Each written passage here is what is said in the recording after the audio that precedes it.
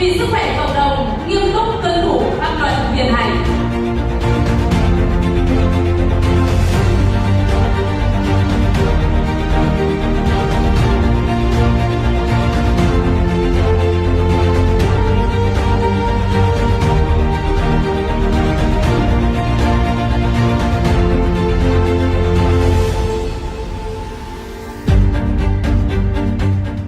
Hôm nay là một trong những sự kiện kỷ lục event của tập đoàn Phi Đường International Group.